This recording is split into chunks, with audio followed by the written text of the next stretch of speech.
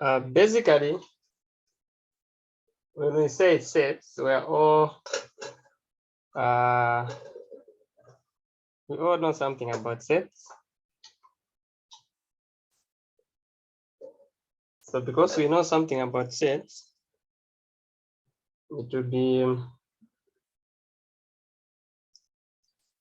wise if we went straight to illustrations of what is important. Now, when we say sets, we are talking of a well-defined collections, of course, of elements. You can call it things or any way that you call your objects. So here we'll talk of sets of numbers, or not just anything. We want to start with the question of how are sets arranged?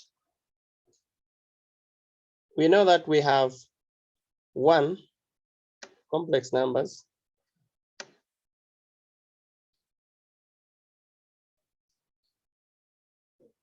complex numbers are numbers that you can write in the form z is equal to a plus bi,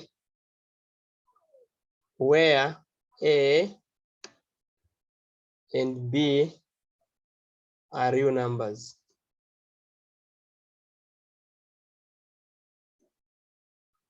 This means that we must also then talk about real numbers.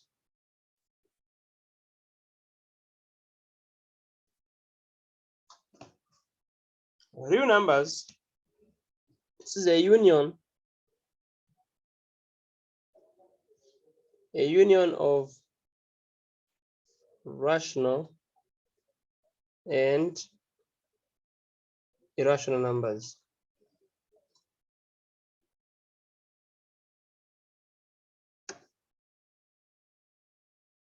Then what are irrational numbers?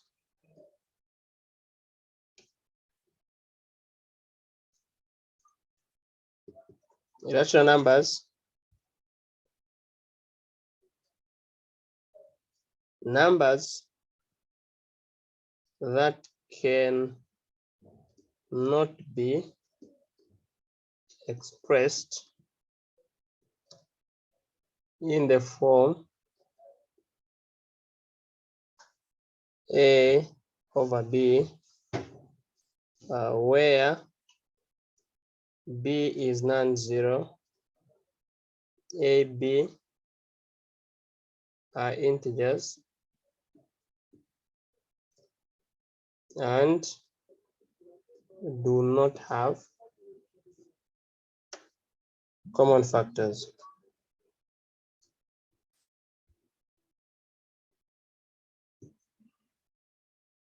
Okay, what about rational numbers? The opposite of irrational numbers. Numbers that can be expressed in the form a over b, with b non-zero, a, b are integers, and do not have common factors.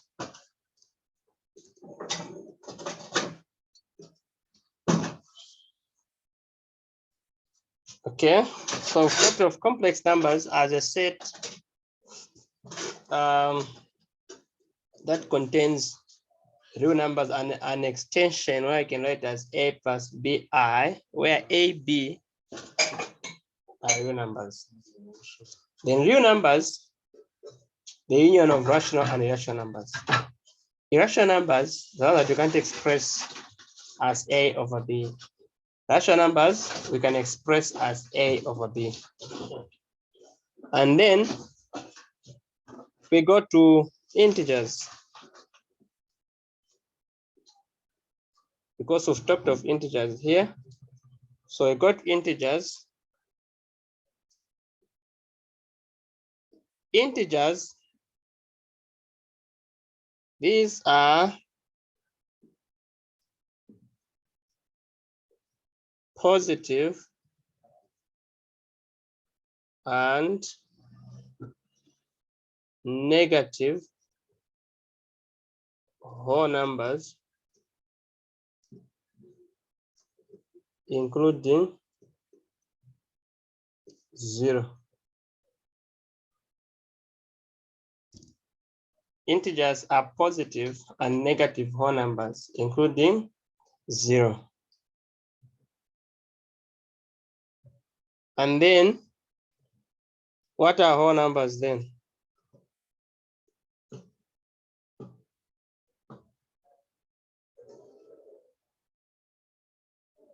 Whole numbers, these are natural numbers, including 0.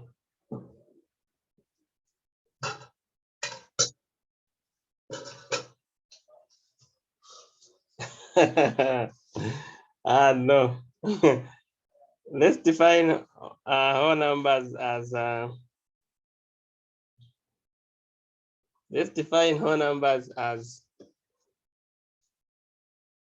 non-decimal. These are non-decimal numbers. Okay. I think I'm okay now. Then we go to natural numbers.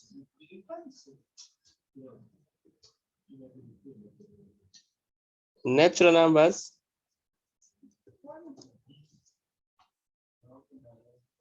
Natural numbers, these are counting. These are counting numbers. Okay. Then we'll talk about even numbers.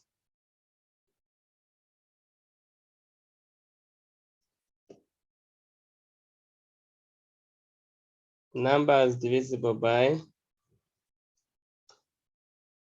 2. And then odd numbers. These are numbers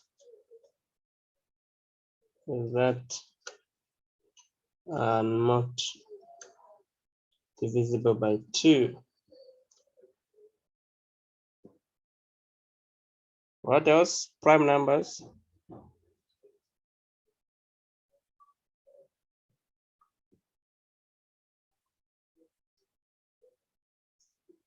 Numbers with only 2 factors. 1 and itself.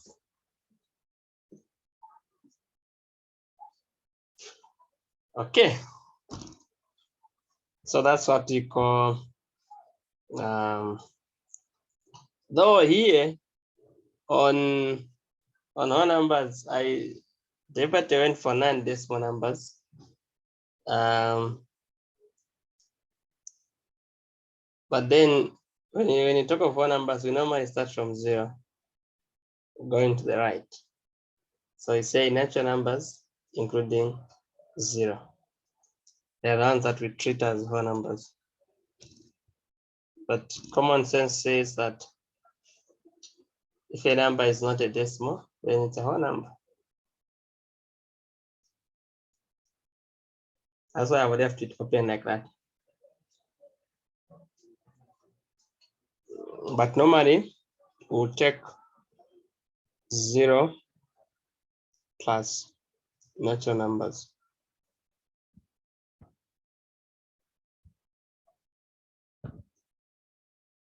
on whole numbers there. So now, how do we represent these sets? So for complex numbers, we use this type of a C. For real numbers, we use this type of R. For irrational numbers, sometimes we use P. And then rational numbers, we use this type of a Q.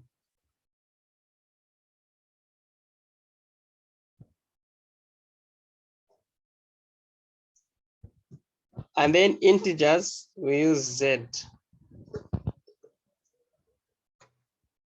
Then whole numbers, mostly just use a capital W. Natural numbers, we use this. And even numbers, these you normally don't denote them, but if you are 2, you find there's just a 2K there. For odd numbers, we say 2K plus 1. Prime numbers, there's really no representation of them. So take note that on whole numbers, we've defined them. Openly, we've said a non-decimal, but specifically 0 plus natural numbers. That's what we'll be using in this course. That's what we use. 0 plus natural numbers. So that's how we represent them. Then a quick question then would be, how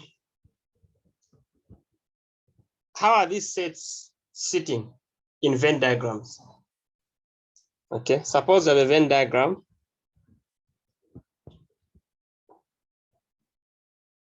How do we present these sets? So of course, the universal set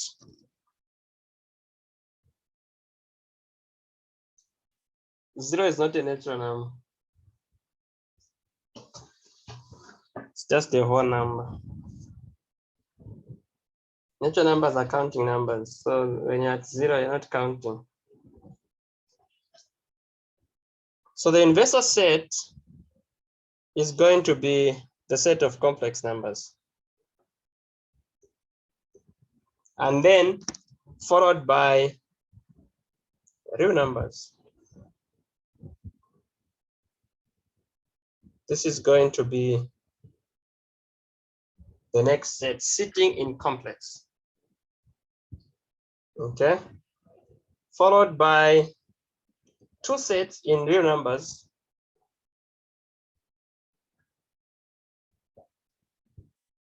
Another one here. So these are rational and these are irrational. So I represent them by P. These 2 sets do not intersect. The intersection is empty. As you can see, there's a gap in between there. And then in rational numbers, we have integers.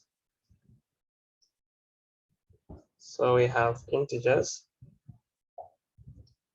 And then in integers, we have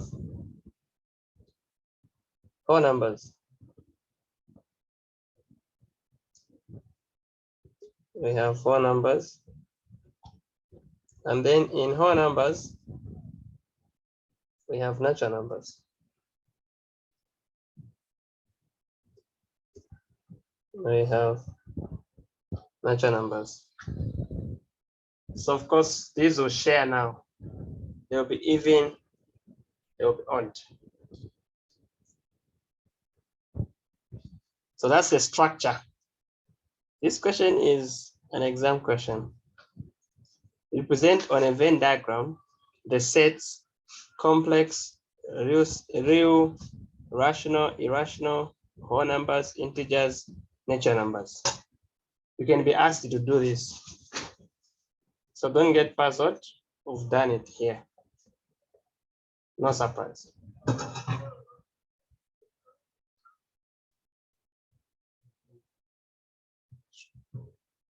Do we have questions?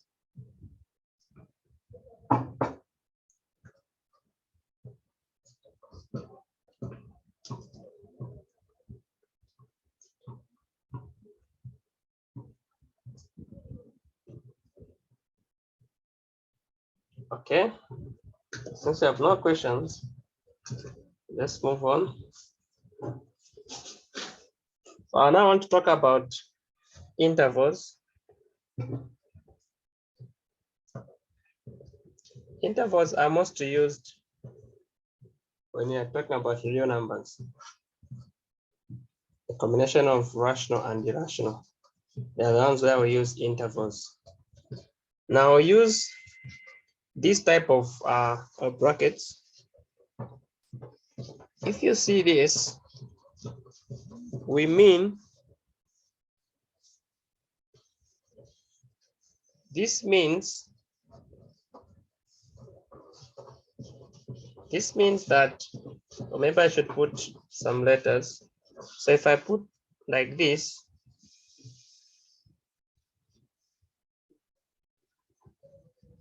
this means that A is not part of the interval.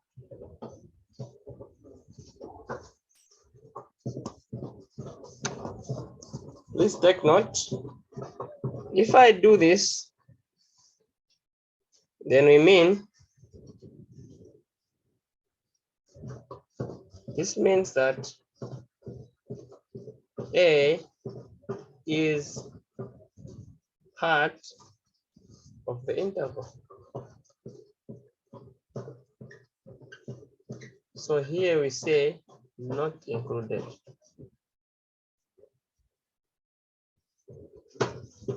For the other one, we say included. So that if I say A, then I close. What I mean here is A is not included.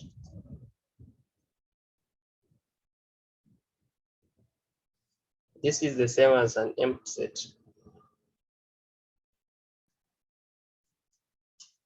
If you see such, so that if we do this, then A is included.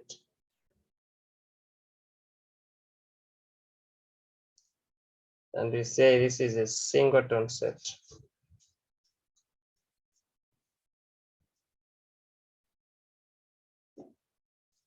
This is a singleton set. So that if I now bring an interval, so I'll say A here and B here. This means A is included. A is not included. A is not included. And B is included.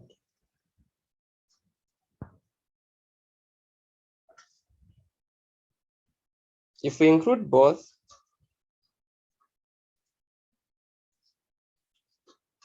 then this is telling us that A and B are included. On a number line, on a number line,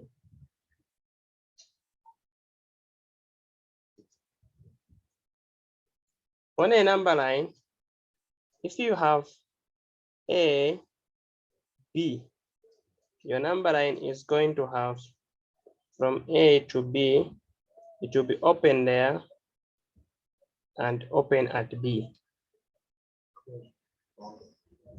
If we have A, B, your number line is going to be open here and closed at B. So that if you have A to B, your number line is going to be closed at A, open at B. If I have A, B, the number line from A to B, it will be closed here, closed there. And if I have negative infinite to A, infinite, you never close. So this is negative infinite up to A. So I'm not going to close there, and I'm not closing there because we never close at infinite. So that even if it was A to positive infinite, the number line is going to be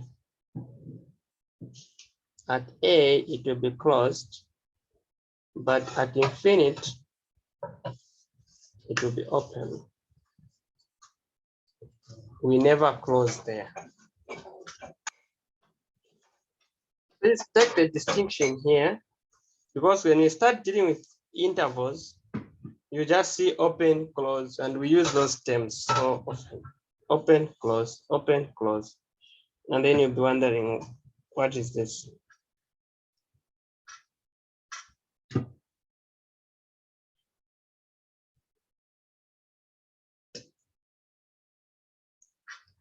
Any questions?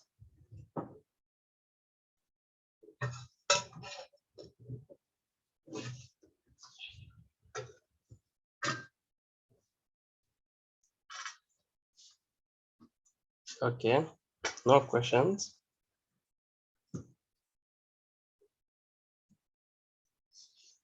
So now from here, then we'll talk about laws of sets.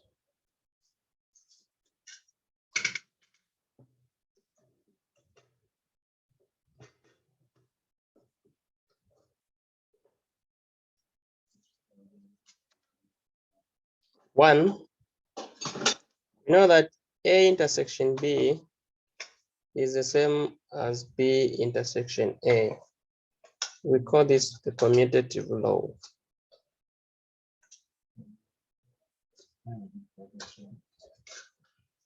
Then two, A intersection B intersection C is equal to A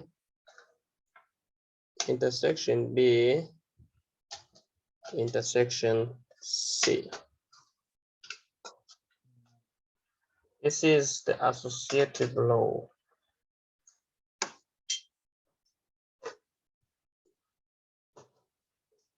And three, A intersection B union C is the same as A intersection B union A intersection C.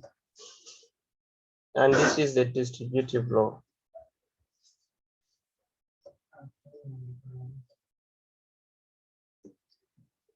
So take note of these laws. Then 4, A minus B is the same as A intersection B complement. And we call it the complementary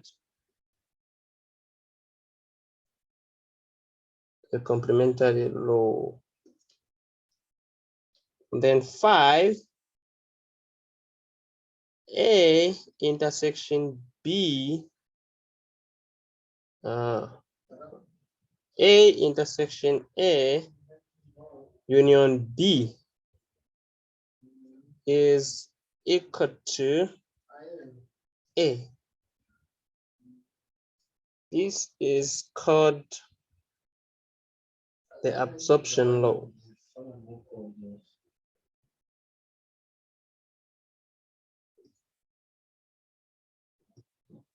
This law has so many versions.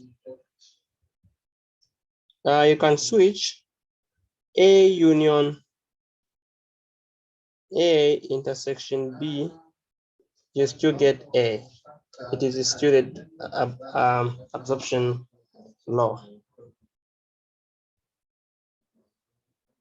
So you can easily demonstrate this on Venn diagrams. It's an easy act.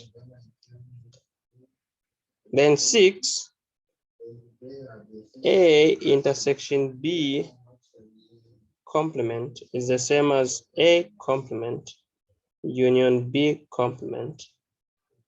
and A union B complement is the same as A complement intersection B complement.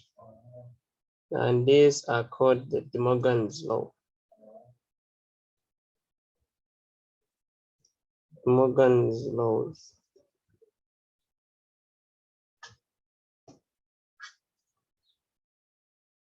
I think this is what is important. Maybe we also make mention that if I have a complement, I'll end up having A. And then if I have, so from 7 going downwards, sometimes we treat them just as properties. So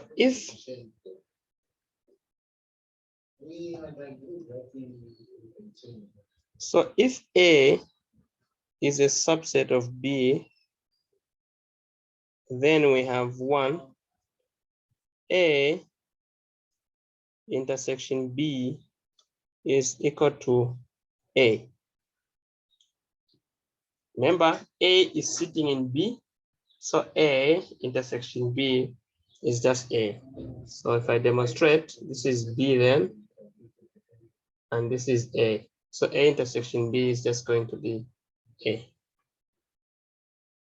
2, A union B is going to be B. I understand there you're shading the whole A plus the whole B. At the end of the day, you just have the whole B. And then 3, A complement intersection B complement is equal to the complement of B, because A complement is bigger than B complement. A complement is starting in B, and yet B complement is just starting outside B. So the intersection will be the smaller set, B complement. But the union, A complement, union B complement, is going to be A complement. And then A complement intersection B. How does this sit? This one is a non-empty set, but then it should still just sit as A complement intersection B, because by demonstration, this is B and this is A. So A complement is here going outside B, but then intersection B, we just pick the shaded part here. But then A intersection B complement is going to be empty, because A is sitting in B and B complement is outside B. So you can't get anything there. And then A complement intersection A is also empty. And then A complement union A is the whole universal set. This is the universal set. Very basic, but important. I think this is the basic information that we need on sets, so that we'll now get to nice examples. Yes. Kindly, what? Hello. Hello. Yes, sir. I just need the difference. What differentiates absorption law from a distributive law? Distributive law, all the sets are different, so you just end up distributing. Absorption law, there's one set which is common. A is sitting outside the brackets and inside the brackets. So even if you distribute, you still be talking about the same A.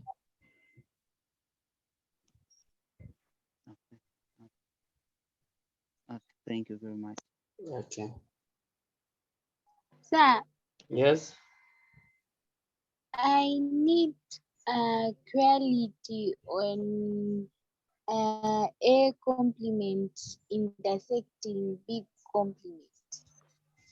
A complement intersection B complement.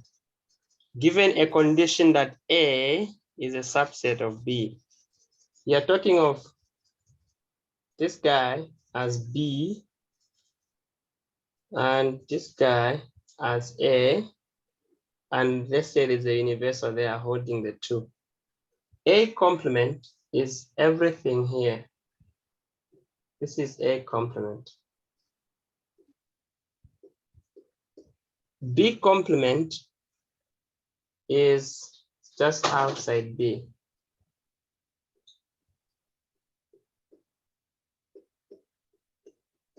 So A complement intersection B complement is the region that has been shaded twice, in blue and in black. And realize that the region shaded twice is actually just the blue region, which is B complement.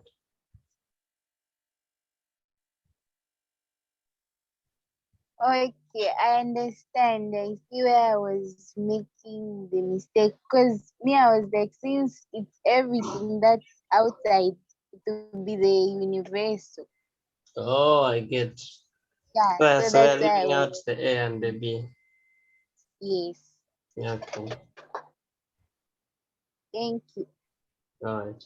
So we are using Zoom. So after 40 minutes, it cuts. So now what we'll do is we'll give ourselves a 10 minutes break. So this is 1840. So at 1850, you can start joining. So we'll just break for 10 minutes and then we'll be back. Let's not go for good. Let me save this as a PDF. Okay.